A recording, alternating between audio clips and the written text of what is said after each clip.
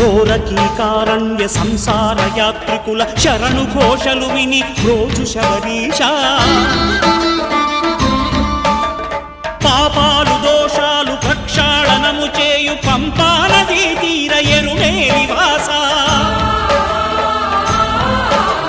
నియమాల మాలతో సుగుణాల మెట్లపై నడిపించి కనిపించు అయ్యప్ప స్వామి మకర సంక్రాంతి సజ్జోతివై అరుదెంచి మహిమలను చూపించు మణికంఠ స్వామి